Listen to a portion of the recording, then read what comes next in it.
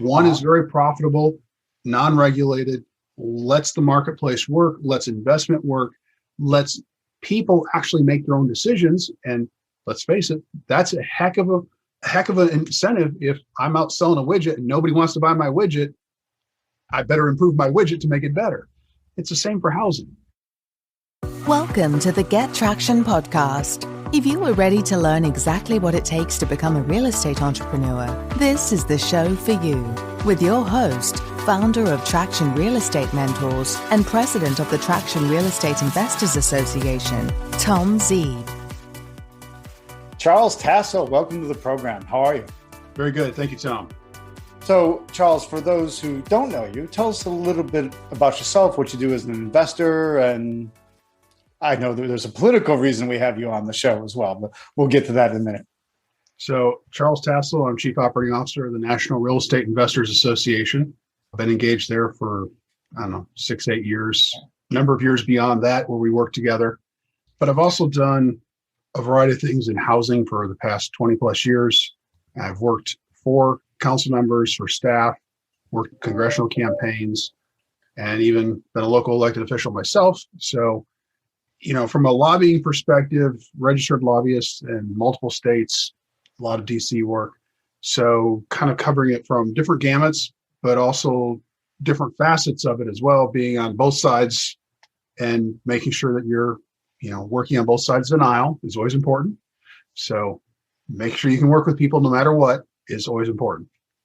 That makes a lot of sense. Well, let's talk about your real estate investing first. So what kinds of real estate investments have you done over the years? And, what do you like? What do you not like? That kind of thing.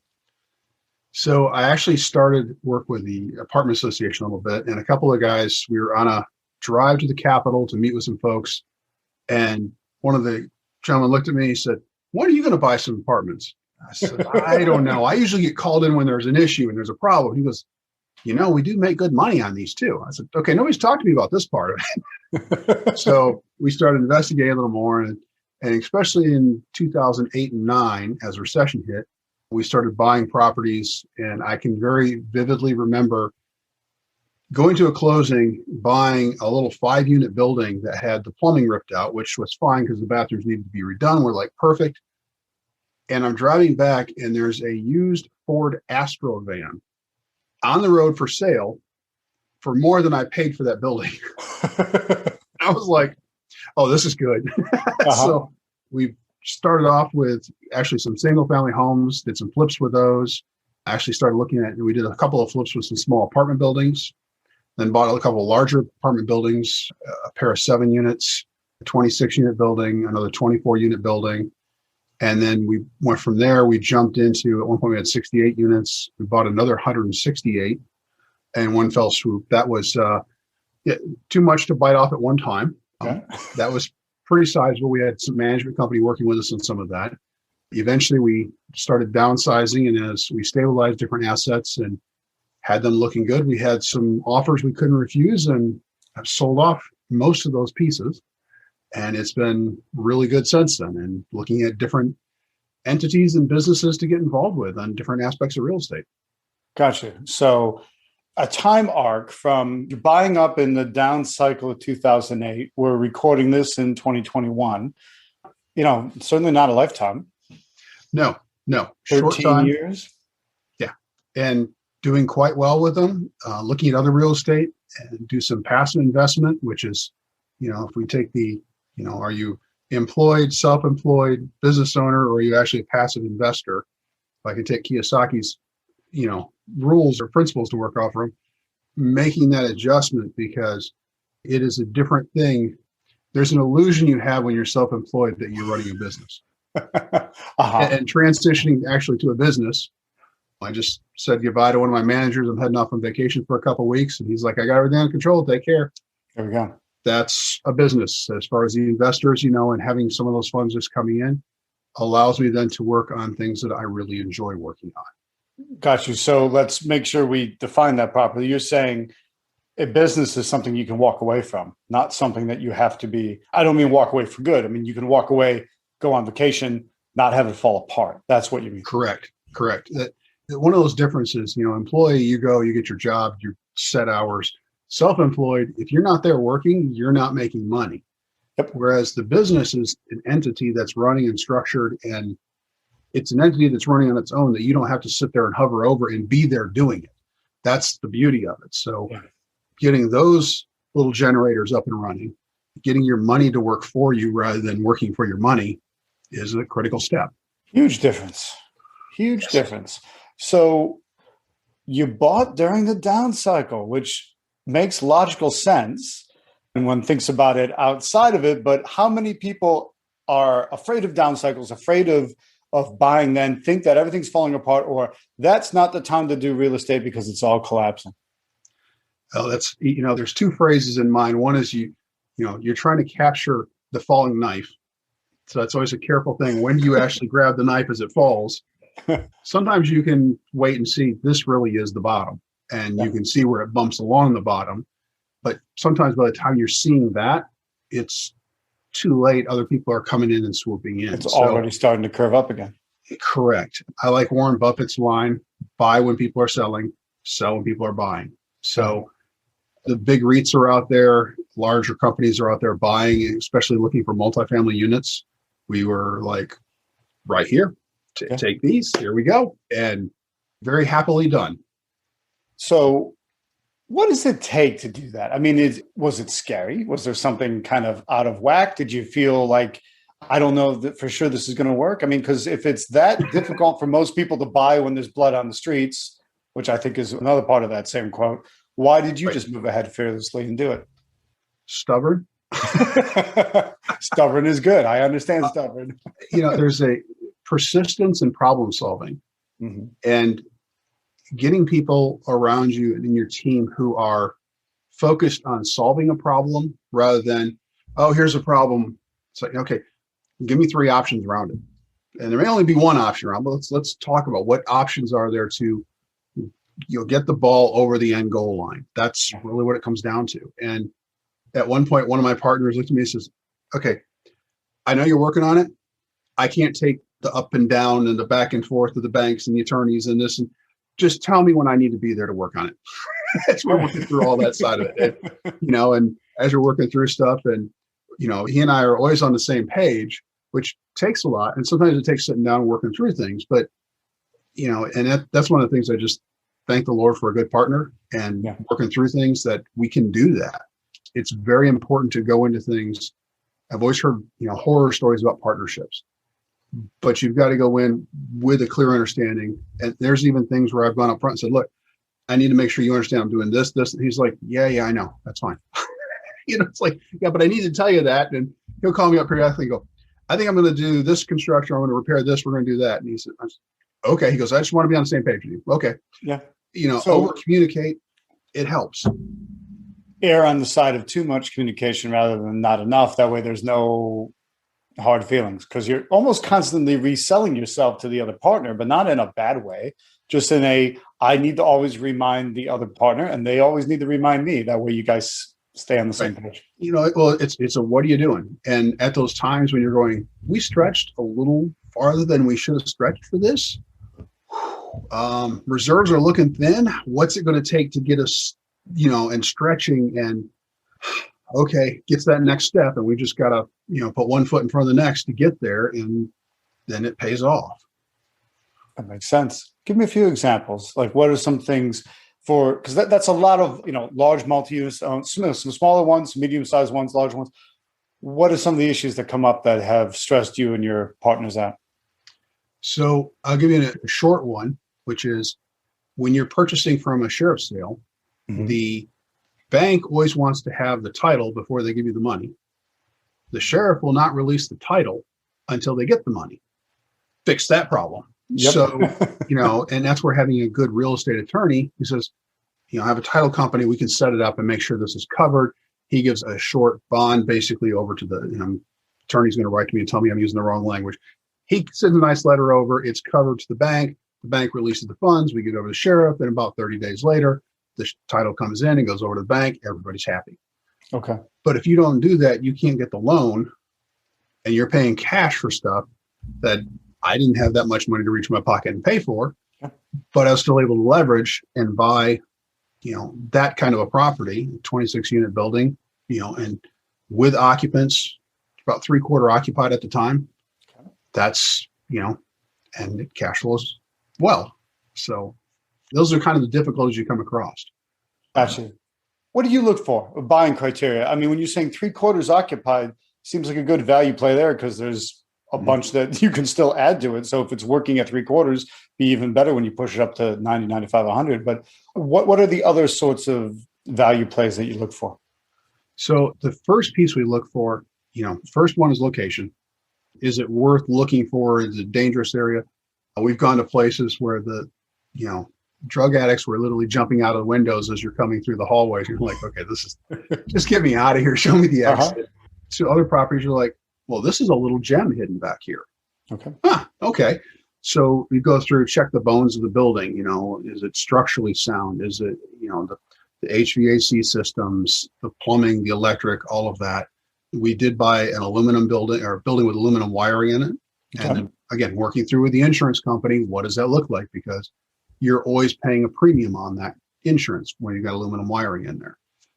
Is the water good? Are the water pipes good? Are the sewers good? Those are your big costs. And then you're looking at aesthetics. How old is it inside? Does it look like the first house my wife and I bought that hadn't been refurbished since the 60s? And I was like, oh, yeah, this has got to go.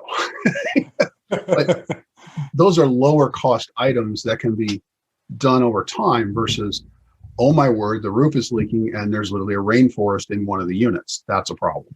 Gotcha. So, and I've seen that. And I've seen it where it's raining inside a building on a bright sunny day. And you're just going, wow, there's some serious problems with this structure. We're walking away. Yeah. So those are the issues that come up with the properties. What kind of issues come up with all those tenants, Charles? From a tenant perspective? Yeah. So, wow, a machine gun number of answers inside my head. I gotcha. So, the first one, are there actual leases? Were they screened? Can I see the screening criteria? Did somebody fill the building up real fast with, hey, I know you're on the street right now, but come on in and stay in this unit. Those kind of things. Is it good documentation? That's one of the first pieces. And then what can you do from there? What residents are going to move in there? That's where, again, that location is important. I've got locations where a lot of nurses, a lot of seniors and elderly because of a park. Those are some low maintenance, easy care. Those are kinds of things I love. Looking for those kind of, tenant markets, if I can say it that way. Yeah. Because that's what the tenant desires. And that tenant is who I'm looking for because they're stable, they're long-term. They're looking to improve their life and have a good, solid housing experience. I want to be able to provide that. Gotcha. Now, do you have a scale? I've heard, some people call, A, B, C, D neighborhood or 1, 2, 3, 4, or sometimes in reverse, 4, 3, 2, 1. Do you have a way you score a neighborhood? Honestly, within neighborhoods, there are so many blocks. I'm not in the A communities. Yeah. So we'll just start there. Yeah. I think we all understand what A would be. Yeah. It would be super fancy and nice. Yeah. Just say on the high end side of town, and the cops look at you as you drive through like, okay, I'm just driving through. Yeah. But going to, your B and C neighborhoods, and especially inside of a C neighborhood, especially you'll find areas that are really bad and really good.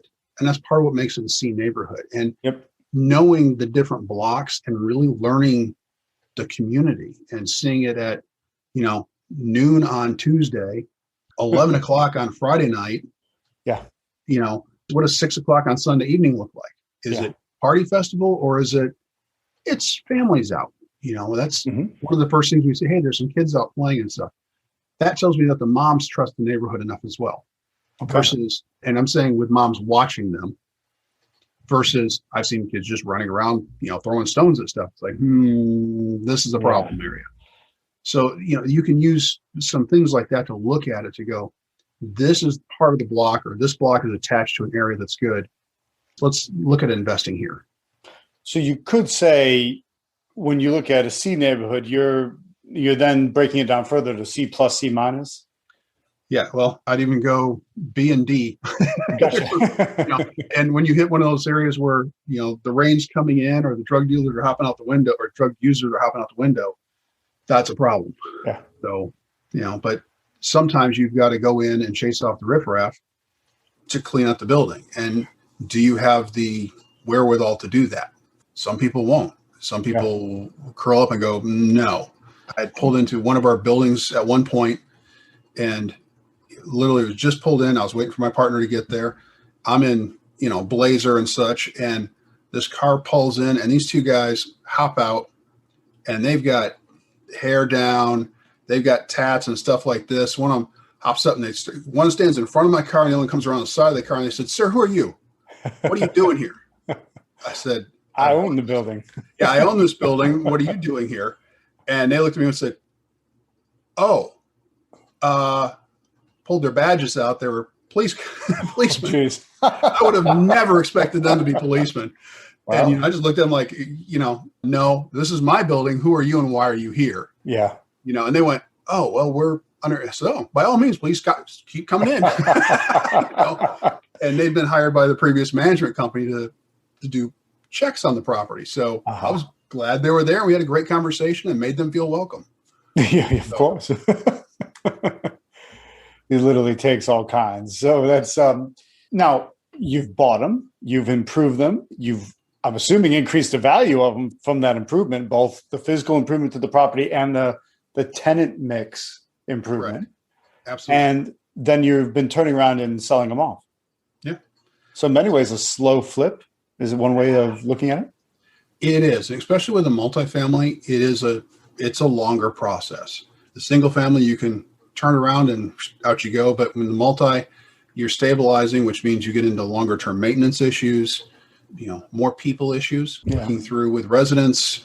Having a good resident manager is fantastic, especially if you're smaller than like 50 or 60 units. It doesn't support necessarily having somebody on site. Mm-hmm. Having good resident managers, they like to take care of the building because they live there. And when you find those people, one example I'll give you is we had one of the buildings we purchased had 4 buildings next to each other, and they were 12 units apiece. But that basement unit that had the laundry room in it was basically a full-size apartment unit, which means it was a party room every night. So you had 4 party rooms at this place every single night. And it was like, oh my word, especially if they started to fight. So our first thing when we bought it was we went through, literally shut it down to 8x8 laundry rooms with a boarded off door and overbuilt those walls so you couldn't tear them down. And suddenly the parties kind of shifted outside and people decided this isn't necessarily the place to be, especially when they realized everything was on camera. And 3 months into it, the fire department comes through to do their inspection, and their comment was, you guys have really helped stabilize this community. And we're like, man, we feel like we're just at the very beginning. And they're like, no, you don't understand. We got calls here all the time. We're going to get some calls, but it's dropped off tremendously. And we're like, yeah, there's a few people we got rid of right off the bat. You got rid of a few people and you got rid of their space to cause trouble. To cause trouble, party, and the incentive to come there for other than just people who live there. Yeah, rather than the common room that nobody particularly cares about if you put a fist through the wall or spray or whatever. I mean, Exactly. No one cares about destroying it because it's communal space. Yeah. It's not their individual space. Interesting. Yeah, the sticky floor with the broken glass on it was like, no, we're not doing this. So, Charles, you're not managing these yourself? No. So we did probably about the first 68 we were managing much more personally. A couple of good resident managers. First, how many? 68 units? Yes. 2 shy of 70. Just to make sure it's not 628, but 68. Yep. Okay. 68 we were managing personally. And again, a good property manager at each site helps tremendously. Mm-hmm. We had, and Tom, when I see you get involved with people, literally we had one of our resident maintenance guys ended up having a seizure one night walking up the stairs, and he'd gone downstairs to get his laundry and fell backwards, landed on his head. I get a call from his wife, and they didn't have a car. So I went over and picked her up. We go up to the hospital, and over the next 3 or 4 days, University Hospital said he's in a coma and he's not going to come out. He was actually brain dead, and, was there with her when they took him off life support, went through that process, just things you never thought about being involved with when you're getting it. I'm going to buy this little apartment building. Okay. Oh my word. And, she's looking at me like, what are the doctors saying? I don't understand. Gotcha. Yeah. The human element. There is. And that's part of what you're signing up for. So be ready. What are people that want to get into commercial properties, want to get into multi-unit properties? What advice do you have? Make sure you have a good team. First and foremost, a good team, whether that's and advisors that you can go, I have a question. Yeah, gotcha. I just sent an email back to my attorney on another day. I said, I'm sorry to be dense, but what does this term mean? He's like, oh, that's, in the event of a death, this person transfer. Oh, okay. Got it. Like I just didn't know the initials, Yep. And being willing to ask questions. So you don't just go, okay. I've seen people do that. Go, okay. Yeah. I'm thinking they did not understand what was just said. And sure enough, they walk, now we're out. They didn't even know what they were getting involved with. Gotcha. So really figuring those pieces out. One of the interesting things that I found is when you move past a 4-unit building and going up into 12, 16, 20 units, the levels of efficiency that you get, it's tremendous because that roof that would cover the 4-unit may cover a 12-unit. Gotcha. Same size roof. Yeah. Guess what? It only costs, if you break it down on a per unit basis, it's only 1/4 of the cost or 1/3 the cost to put the new roof on a per unit square cost. So those are kind of things where you can start to go, okay, now I've got a little more money to play with. What am I going to do? What do I look at for amenities? Instead of just, hey, I've got a single family and I'm turning around and selling it, my amenities might be a little bit different. So I've got a park view. Do I put some benches in there, but make sure they're for my residents, not for somebody else? Because I don't want to draw the wrong people and then put my residents at risk. So, and part of that's talking through the community and your residents, finding out what they want. On the commercial side, though, is also a good relationship with the bank and asking them up front, do you have an appetite for something like this? Asking the bank if they have the appetite. If they have an appetite for something like this, because some banks will go, oh, sure, we'll take applications all day, and they'll piddle around and you're 2 months down the road and still nowhere forward. So that's a key question, just how to interview the bank is a process. From there, then it's, being ready to provide all the documentation you need. And again, I'm thinking in terms of loans, because typically you're not buying a commercial property with cash. It's, I need some sort of loan to put together to do this. Gotcha. So that's. What kind of banks have you had more, I don't want to say luck, but what kind of banks have you had more luck with? Well, what banks have been more accepting to taking on the challenge that you're asking them to take on? So some of the smaller banks have been good. And those are, like local regional banks that actually look for investors. They understand what investors are looking for. The downside is they're going to be about 2% more than a big bank. But 2% is really not much when you start looking at, my partner and I make the comment, I want enough room in this that I can make mistakes and still make money. Because we made mistakes. And I can tell you, some of those things you're thinking, oh my word, if we'd have bought this on, you start talking cap rates and all that. No, I'm not that comfortable in how skilled I am. I want to make sure I've got plenty of room to mess up if I'm going to go forward. So we leave that room in there. So US Bank has been one that I've used, but we've also gone out to private investors, and especially starting up, private investors were very helpful. And, sitting down with them and saying, here's what we want to do, communicating with them, laying out the details of it, and they, friends and family kind of thing. And that put the deal together. And that helped us get to the 68, so that when we came to the 168, the banks went, you guys have been doing this. You got experience. We want to do this deal. And part of that 168 was even seller financed. So that makes it even a little easier and asking for it sometimes. So those are kinds of questions that, depending on how motivated they are, what the interest levels are, you can kind of dig through that. Again, problem solving. Interesting. And so compare it to, because I get this question all the time, but people want to do commercial, get into commercial because, like you say, the the scale of it is huge. The scalability of it is great. I mean, the same roof, like you said, for one property, the same cost can cover a lot larger properties. So at what point would one make a shift? Is it a beginner thing, jump straight into commercial? Is it, should you flip a few houses first? Should you get your feet wet in single family? Because some people say yes, some people say no. I want to know, what say you? So a friend of mine started with a single family and was well financed, mind you, and grew his eventually over from 1990 up through now. He's, they've got 8,000 units. Okay. He merged with another company that had about 4,000, and then they've continued to purchase, in part because they groom their investors. And here's what we're looking at. Here's what we're going to next. And they've shown that they can turn a good rate, good return for them. So the investors keep coming back, and they've been able to grow a portfolio far more than I'm interested in doing. But yeah. There's a model there of, if you start start with a small house and start to make sure you put your teams in place and things and walk through that. I was really just doing an interview the other day, and one of the questions they said was, all this house flipping crowd that's out there. Doing an interview with NPR Marketplace, and they were asking about, this crowd. And I said, the problem is most of that HGTV crowd that's out there, what they're not showing you is the depth of capital they have for when they tear into a wall and go, oh, they kind of do a little, isn't this drama on television?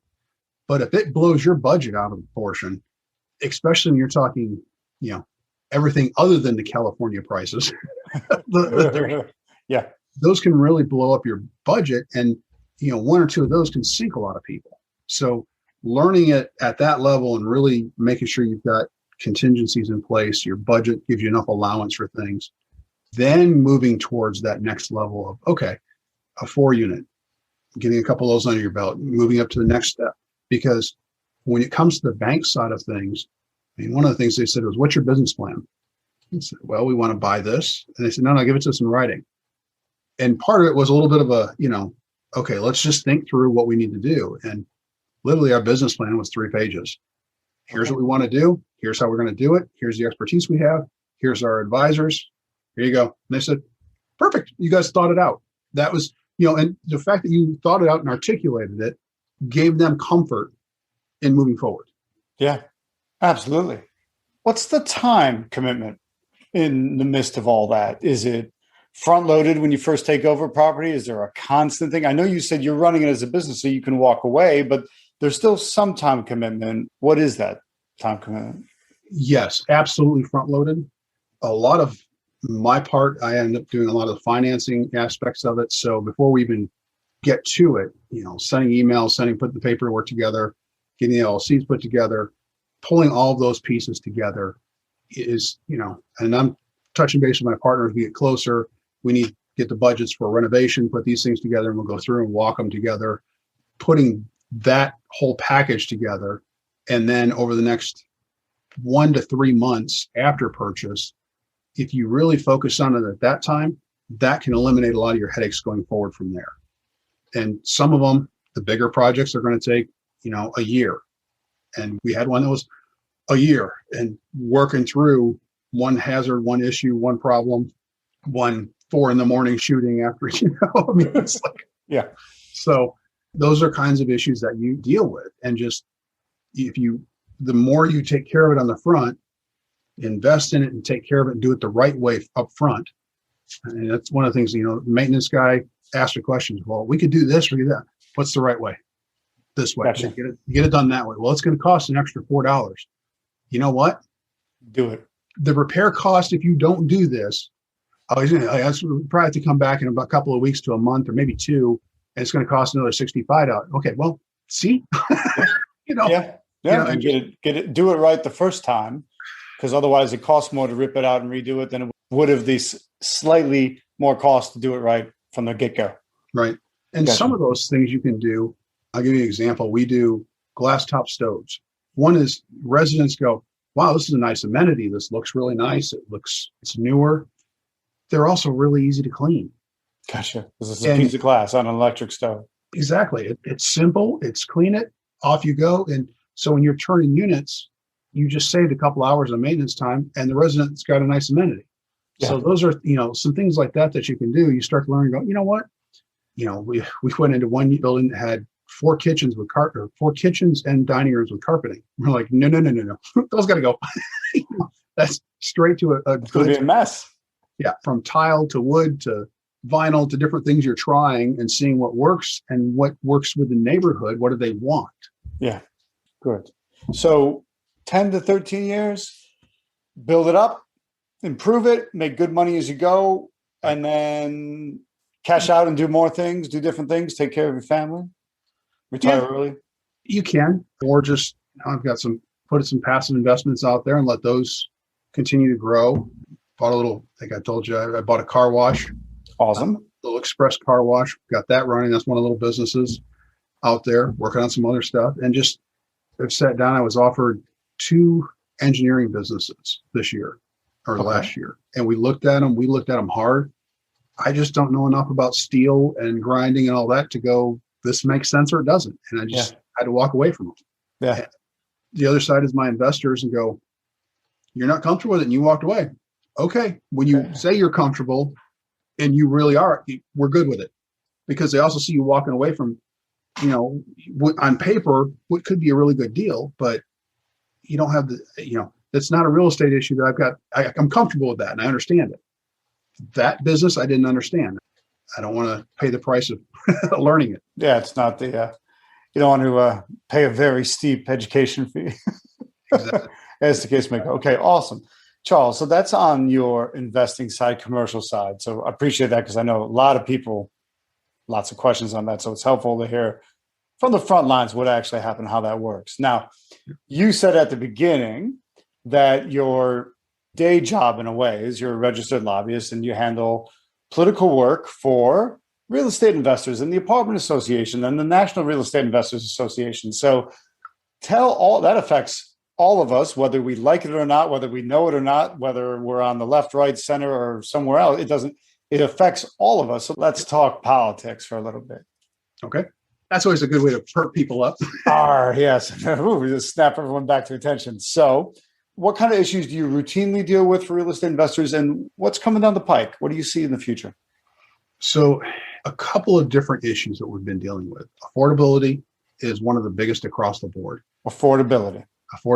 And real estate investors are really in kind of the best place to address that issue, because those C property or C communities we talked about before, as you move from that C into that D and maybe E area, especially D can typically be recapitalized. And what happens is now what was a C community becomes a C plus community. And the area that was abutting that was an E, now kind of moves up to a D property. Okay. But that level of housing where somebody can say, you know what, I'm only making $10 an hour or $8 an hour. I'm putting 2 part-time jobs together. I need some place that I can live. When you're a local investor and you're able to look them in the eye, talk to them, communicate with them back and forth, there's a greater interpersonal need for that. And affordability is really where small investors can actually help the most, and have been helping, with over 50% of the country renting that way.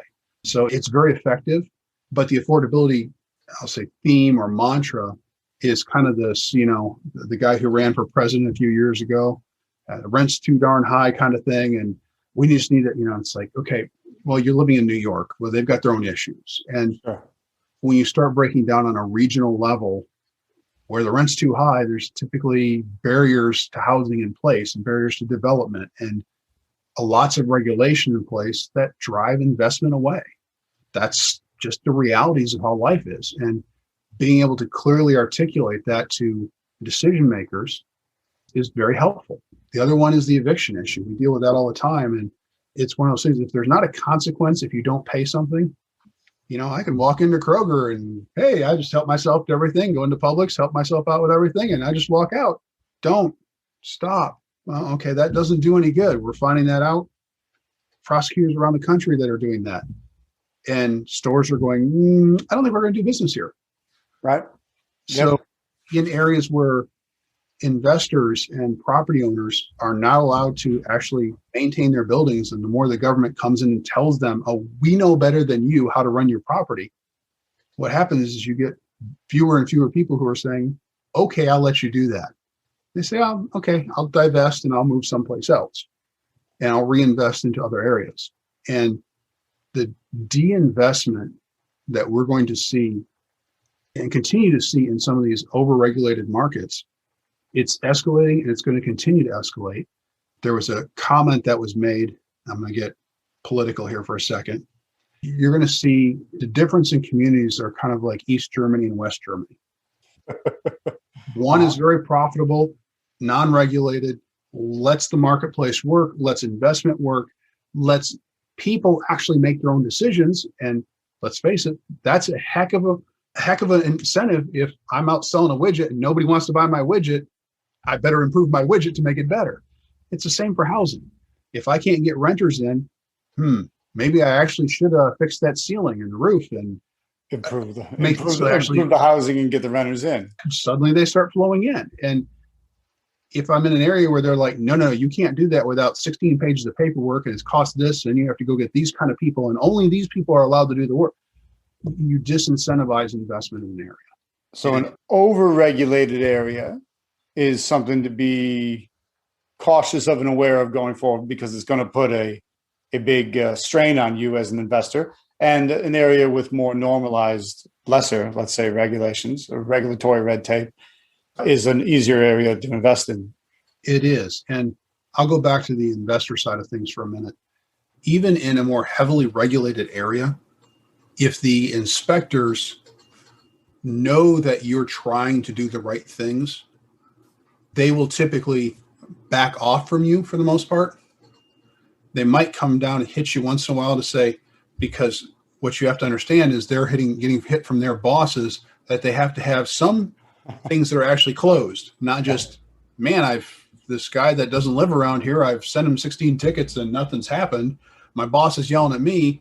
Well, I'll go over and give Tom a violation on this thing and he'll solve it real fast. And I look good and he looks good. Look at, and you're like, really? Why are you? And once you understand that, they're like, no, it's fine. Just go ahead and take care of that. It's fine. I'll send you the paperwork on it and you just send me the pictures back. We're good. I've seen that more than I care to admit. And behind the scenes, what it is bureaucrats trying to take care of themselves. And in a heavily regulated environment, that's what they do. Imagine that. Yeah. Shocking. I'm shocked to find this gambling in here. Yeah. Interesting. What other, because I know you deal at local level, state level, federal level. So what do we as investors which level do we need to be most concerned with? Local is always most important. Always make sure you're paying attention to the local level. What transpires at the local level will inspire at the state level. So that motivates the state legislators to get involved to do things because they're seeing it at their local level. Constituents drive legislation. So if there's a bad issue, and typically it's not something that's illegal, or let me say that it's not something that's not illegal. Okay. It's probably already illegal with all the laws we have on the books, but by golly, that legislator is going to make sure that specifically is mentioned and that specifically issue is legally redistricted or rewritten or recoded so that this issue cannot occur again. And that's what happens if something's not taken care of at the local level. The council members, the mayors will get on it, and then it goes up to the state level, and the state will start looking at potentially doing laws once it hits a couple of areas. So that's really where most people live. That's where the most legislation comes from that impacts you the most. Interesting. So in many ways, it's the opposite of the cliche. The proverbial is rolling uphill. Exactly it. It really does. At the federal level, the rules that are coming out, and this is the most difficult part, it's not Congress that really causes the most stress. That gets the headlines. Yeah. And the problem is they get the headlines when the regulations that come out from EPA, OSHA, HUD, Department of Justice, one after another keep coming out. CDC just extended. Those kind of regulations, orders, edicts that just keep coming out and keep rolling and keep generating. Tom DeLotte used to say, it's the termites eating away at the structure of the fabric of the country. Nice. And that's what each one of these regulations and rules is doing. You're just burying people under it. And at some point, all these, if I can use this analogy, at some point there's enough straw that breaks the camel's back. So what do we do? What do we, as your average real estate investor, flip some houses, own some rentals, own some commercial, your average run-of-the-mill American real estate investor, what do we do to protect ourselves? So I'm going to go to a different story. So when I first ran for city council, you have to go out and get signatures to get on the ballot. And I walked around, I had to get 25 voters' signatures in order to do that. So you end up getting, 37, 50, something like that to make sure you got enough. I had one door where the person asked me a couple of questions. And I had one door where the couple, nice older couple, said, Mr. Tassell, why don't you come in here and sit down? We'd like to talk to you. And so we went in, sat down, and they started asking me some questions. And about 5 minutes into it, I just said, thank you. I said, you're the first people that really asked any questions. All these people are signing. And, you smile and say, hey, I'm running. They're like, oh, okay. At that level, asking, who that is, what do they stand for, and being willing to say, I don't think I can support that. I use an example of Pat Teaberry, who was a politician in Ohio. And I don't say that in a pejorative sense, just a fact. Making that clear. Yeah, he was a township trustee for about 4 years. And eventually he became a state representative right after that 4 years. He did about 6 or 8 years at township trustee, congressional seat open, and he went to Congress. So that person that you're signing that little petition for to be a trustee might be a state rep in 4 years or 6 years, might move on to Congress from there. And the experiences that they pick up at that local level, they carry with them the whole way. So that's one of those things that's like, it doesn't take much at a local level. Hey, you know what? I've got 6 units, scattered around. I'll put your sign out. I really like what you stand for. I'm going to support you in this, and I'll write you, a $25 or $50 check. That's a good statement. And guess who they're going to call when a housing issue comes up or a rental issue comes up? They're going to call you and say, hey, what do you think about this?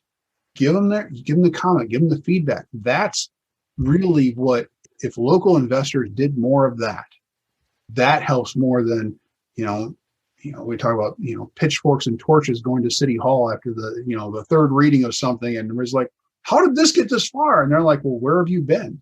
On my cards as a councilman, on the back side of it, it had the hours and times that we met and the location.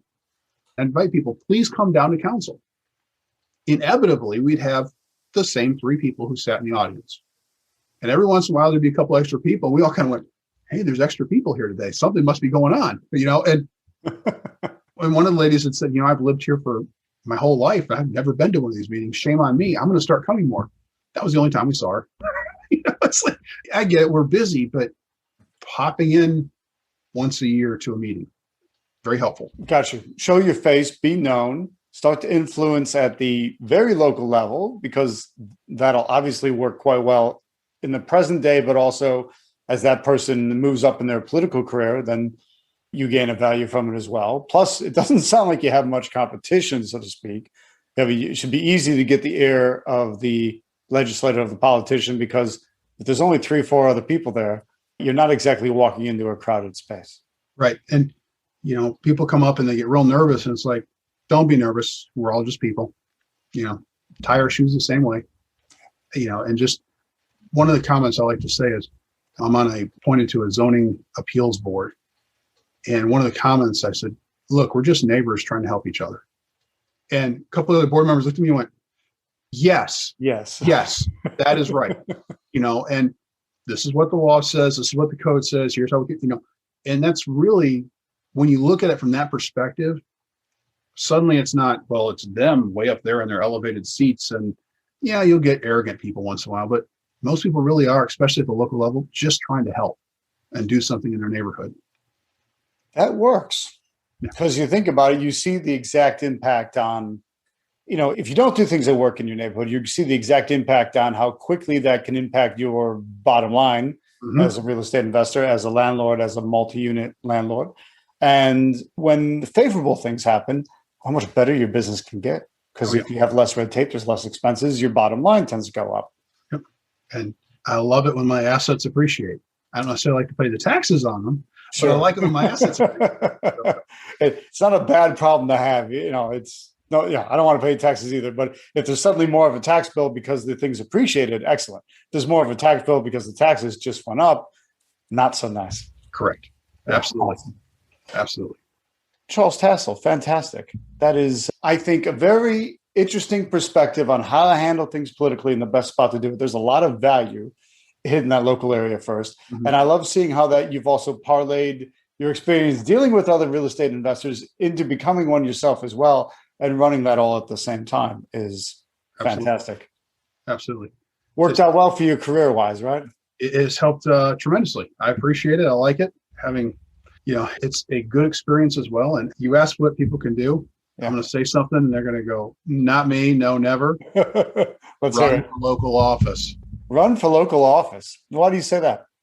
Get involved. A lot of times, especially now, I don't volunteer for anything kind of communities anymore. People are so busy.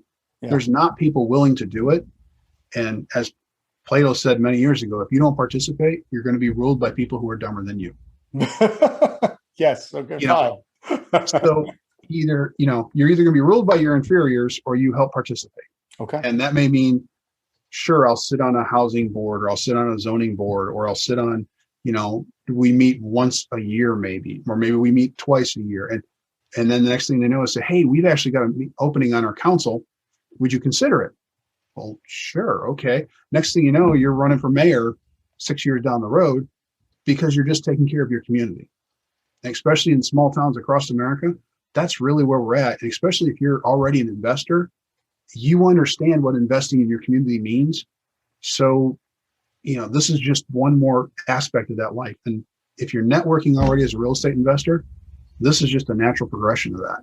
Yeah, certainly builds onto that. So don't be afraid of the old saying, finding out how laws and sausage are made. You shouldn't be afraid. You should get in there and at least make good sausage. Exactly. Absolutely. Love it. Solid laws. Good to know. Charles Tassell, thanks so much for the interview. I appreciate it. Absolutely, Tom. Anytime. Glad to help. Appreciate all you do. Thanks for listening. Your next step is to visit gettractionpodcast.com. Happy wholesaling.